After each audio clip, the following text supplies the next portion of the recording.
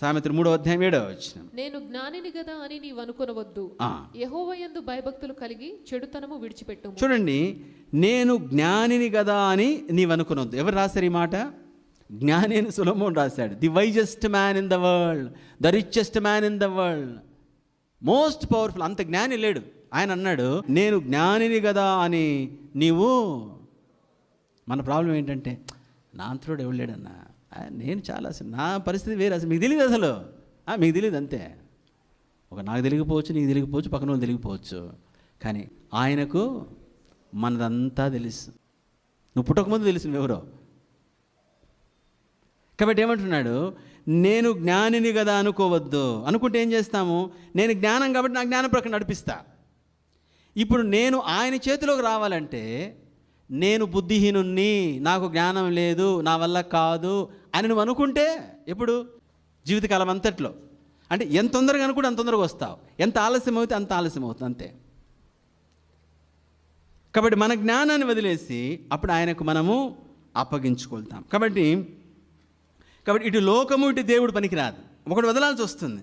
అటు నీ జ్ఞానము, అటు దేవుని జ్ఞానం పనికిరాదు. ఒకటి వదలాల్సి వస్తుంది.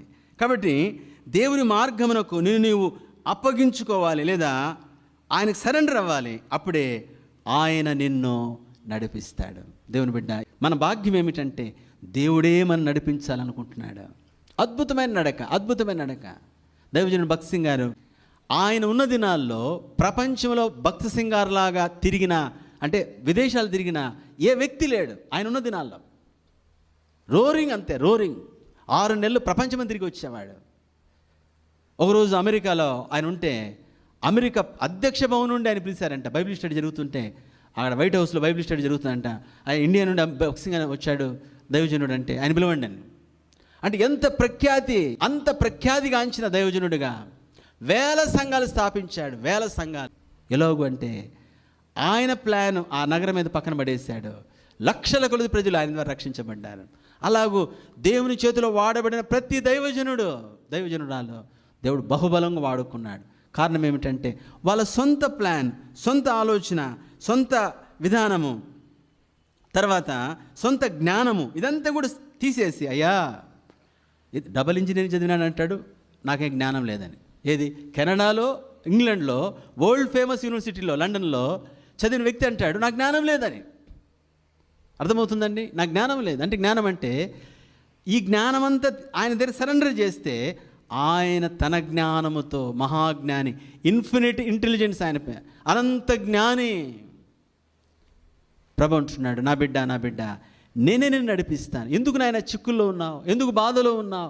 ఎందుకు భయంలో ఉన్నావు? ఎందుకు భవిష్యత్తు చింతిస్తూ ఉన్నావు? చింతలో ఉన్నావు? ఓ ఇశ్రాయేలు, నీ భాగ్యం ఎంత గొప్పది. నేను మిమ్మల్ని నడిపిస్తాను, మీకు ఆలోచన చెప్తాను, నేను చేయబెట్టి నడిపిస్తాను. దేవుని బిడ్డ, ఒక మాట చెప్తాను. మన జీవితంలో మనం ఎందుకు గొప్ప కార్యాలు చూడలేకపోతున్నాం? ఎందుకు గొప్ప అద్భుతాలు చూడలేకపోతున్నాం? అమోఘమైన కార్యాలు చూడలేకపోతున్నాం? దేవుని అబండెన్స్ మనం చూడలేకపోతున్నాం? అలానే దైవ శక్తి మనం చూడలేకపోతున్నామంటే ఒకటే కారణము, మనం ఇంకా సరెండర్ కాలేకపోతున్నాం. మన వల్ల కావట్లేదు. మన జ్ఞానం మనం లాగుతుంది. మన జ్ఞానాన్ని సబ్మిట్ చేయలేకపోతున్నాం. ఎంత కష్టమైపోతుందంటే నరాల్లో మనలో జీర్ణించుకుపోయింది మన జ్ఞానం. మన స్వయము, మన శరీరము డామినేట్ చేస్తుంది. ఎంత ప్రయత్నం చేసినా సరెండర్ చేయలేకపోతున్నాం. దేవుని బిడ్డ, ఒకవేళ సరెండర్ చేస్తే ఇన్ఫైనైట్ ఇంటెలిజెన్స్, అంటే అనంత జ్ఞానముతో నడిపిస్తాడు. నీవు సామాన్యుడు కనబడే వ్యక్తివి, నువ్వు నీ ప్రాంతాన్నే, ఒక రాష్ట్రాన్నే, లేదా ఒక పట్టణాన్నే తలకిందులు చేస్తావు, అంతే. హిస్టరీ బ్రేక్ చేస్తావు.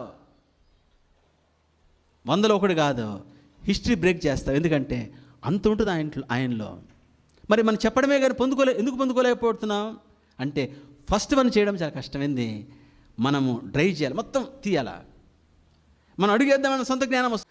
కాబట్టి ఇదంతా డ్రైవ్ చేయాలి. చాలా కష్టమైన విషయం, చాలా కష్టం. భక్త్ సింగ్ గారు కూడా అనుకోసం అన్నాడు, ఏమిటంటే చంపాలన్నాడు. చంపంటే ఆత్మహత్య చేసుకోవడం కాదు. నేను ఈగో, స్వయము, అహము, నేను తన్నుకొస్తుంది, అంతే. అక్కడేం బైబిల్ లేకుండా వచ్చాము, ఇప్పుడు బైబిల్ పట్టుకుని ఇది డైలాగులు, అంతే. సేమ్ మార్పేం లేదు. కాకపోతే నేను అక్కడ ఆ టైపు, ఇక్కడ ఈ టైపు. సోదరుడు, సహోదరి, ఇదంతా డ్రై అవ్వాలి. అట్లా 10 ఏండ్ల 20 ఏండ్ల 30 ఏండ్ల నీ లైఫ్లో ఏ రోజును అందుకోగలుగుతావో, ఒకవేళ వెళ్ళగలిగితే మాత్రము అనంత శక్తితో ఆయనే నడిపిస్తాడు. నువ్వు గొప్ప ప్రభావాన్ని చూపిస్తావు ఈ భూమి మీద. నువ్వు బ్రతికిన దినాల్లో అతి శక్తివంతమైన దినాలు. ఎందుకంటే ఓ ఇశ్రాయేలు, నీ భాగ్యం ఎంత గొప్పది. యెహోవా రక్షించిన నిన్ను పోలిన వాడెవడు? ఎందుకంటే ఆయనే నడిపించగోరుచున్నాడు.